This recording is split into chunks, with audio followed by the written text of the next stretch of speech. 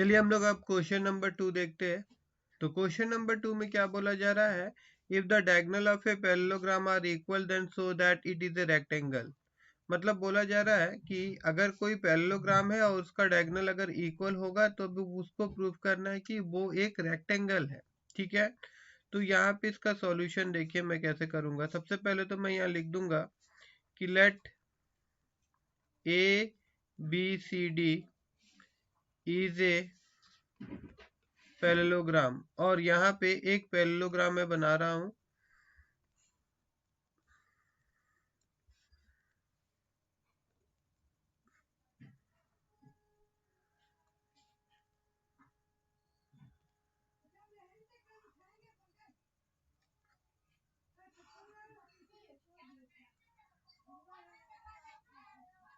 ठीक है, और इसका नामकरण भी कर देते हैं ए बी सी डी। ठीक है, अब यहाँ पे मैं लिख सकता हूँ कि इन विच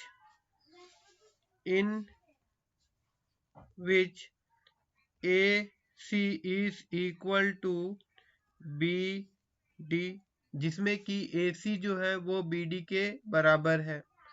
और यहाँ पे हम लोगों को प्रूफ क्या करना है, to proof.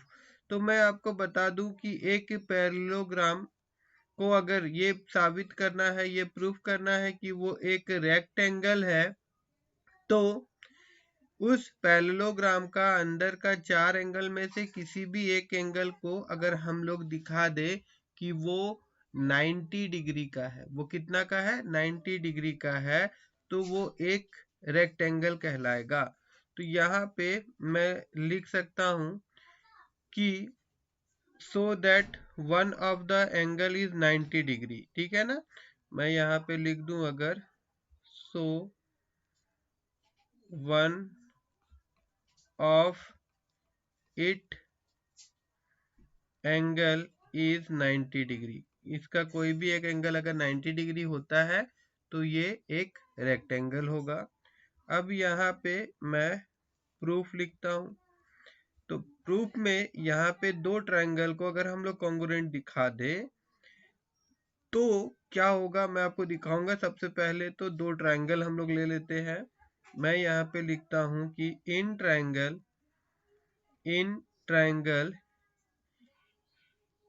ADC and triangle BCD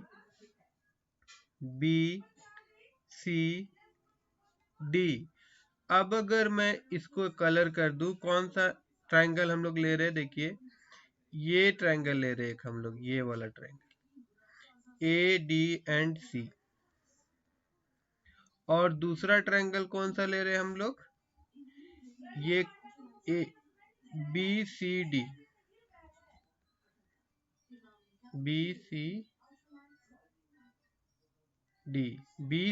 ये एक तो ट्रायंगल हम लोग ले रहे हैं। ठीक है,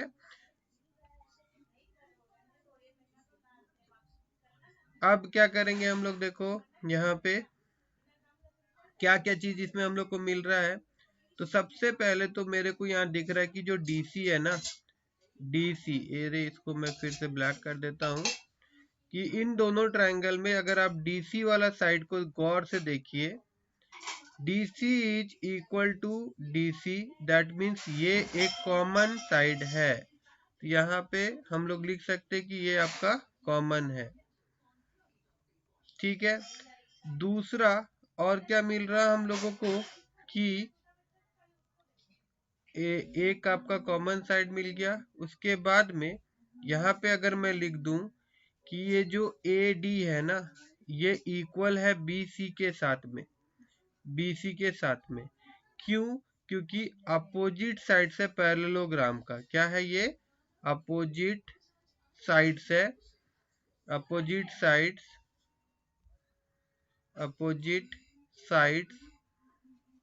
of a parallelogram are equal. ठीक है ना, हम लोग को पता है कि पैरेललोग्राम का अपोजिट साइड्स क्या होता है, इक्वल होता है। इसी कारणवश AD जो है वो BC से क्या हो गया, इक्वल हो गया। तो इस दोनों ट्रायंगल में दो साइड हम लोग इक्वल दिखा दिए। अब अगर एक साइड और दिखा दे तो क्या हो जाएगा, ये कॉन्ग्रुएंट हो जाएगा। कौन सा साइड दिखा सकते हैं, सिंपल है, ए सी इक्वल होगा किसके साथ, बी डी के साथ। ये गिवन है, क्वेश्चन में ही दिया हुआ है ना कि इनका डायगोनल आपस में क्या है, इक्वल है। तो ये जो है आपका ए सी इक्वल होगा बी डी के साथ में, सॉरी यहाँ मैं बी सी लिख दे रहा था, बी डी। ओके, तो अब क्या हुआ कि ये जो ट्रायंगल है, ट्रायंगल मैं यहाँ लिख सकता हूँ कि therefore triangle A D C, triangle A D C is congruent to ADC is congruent to triangle BCD is congruent to triangle BCD। Okay, अब ये दोनों आपस में अगर इक्वल हो गए तो हम लोग बोल सकते हैं कि angle D equal to angle C होगा। यहाँ पे हम लोग लिख सकते हैं कि एंगल D जो होगा वो इक्वल होगा एंगल C के साथ by CPCT, by CPCT। Corresponding parts of congruent triangle is also equal. इसके आधार पर एंगल डी एंगल सी के साथ इक्वल होगा। और उसके बाद हम लोग यहाँ पे बोल सकते हैं कि नाउ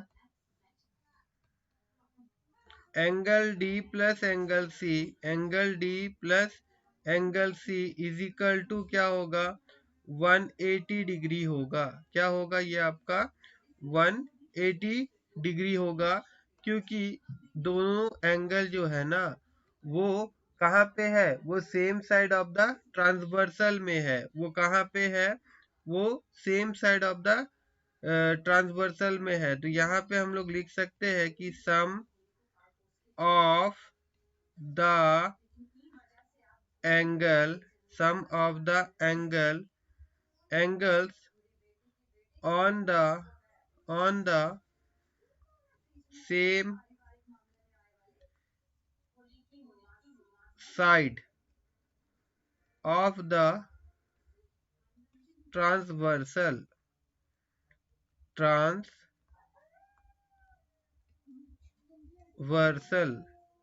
ठीक है ना। मैं आपको यहाँ पे बता दूं कि अगर दो पैरेलल लाइन होता है और उसके बीच से अगर एक लाइन पार होता है तो इसे हम ट्रांसवर्सल कहते हैं।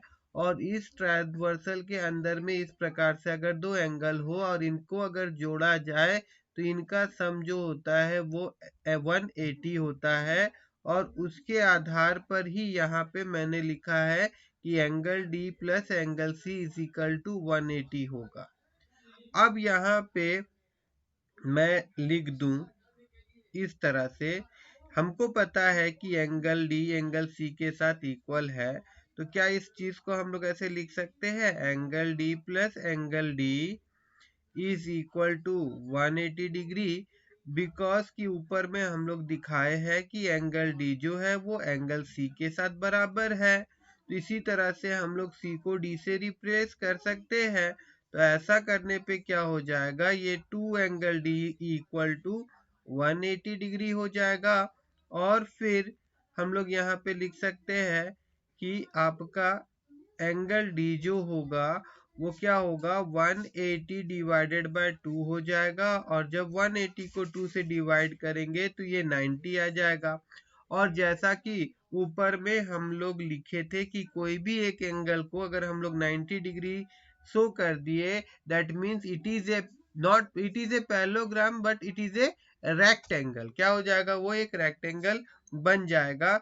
तो यहाँ पे मैं लिख सकता हूँ कि therefore A B C D is a rectangle, is a rectangle।